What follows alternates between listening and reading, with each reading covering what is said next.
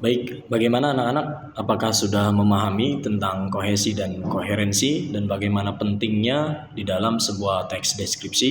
Ya, sedikit kesimpulan bahwa kohesi di dalam sebuah teks deskripsi merupakan hubungan di antara bagian-bagian paragraf untuk membuat struktur yang teratur.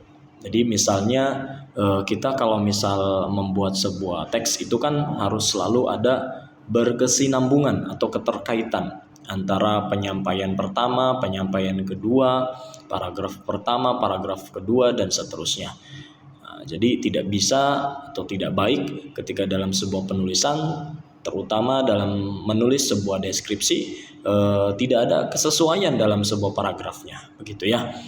Nah, selanjutnya dalam sebuah deskripsi atau kohesi itu tercipta atau memiliki beberapa ciri-cirinya, diantaranya ada konjungsi, kemudian pengulangan kata, kata ganti seperti dia, mereka, dan akhirannya.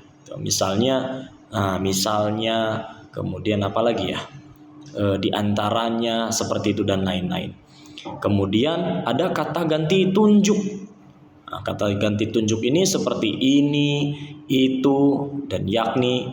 Nah, itu menjadi sebuah ciri-ciri kohesi di dalam sebuah paragraf teks deskripsi. Nah, hal ini untuk menjaga tadi keterkaitan antara paragraf 1 dengan paragraf yang kedua, begitu ya. Nah, materi kohesi dan koherensi ini bisa kalian lihat dalam sebuah LKS halaman 10 ya. Kalian bisa cek dan baca lebih detail. Barangkali dalam sebuah video kalian belum terlalu bisa memahami, kalian bisa baca lebih detail atau simak lebih teliti lagi ya, halaman 10. Nah, selanjutnya kesimpulan dalam koherensi. Apa itu koherensi? Yaitu merupakan keterkaitan makna kalau koherensi.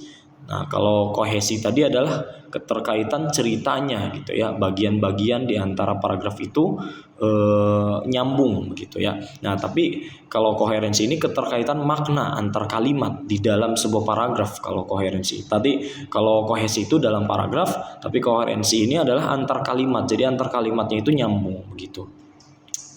Tidak boleh misalnya dalam satu kalimat kita membahas tentang sebuah topik, misalnya kita sebut demonstrasi gitu ya, demonstrasi massal gitu ya. Kemudian di kalimat keduanya tiba-tiba membahas tentang sebuah fenomena lain gitu. Nah, ini itu tidak baik dalam sebuah deskripsi, tidak nyambung lah intinya begitu ya.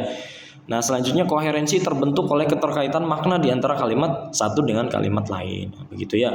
Nah, jadi satu kalimat dengan kalimat lain itu nyambung.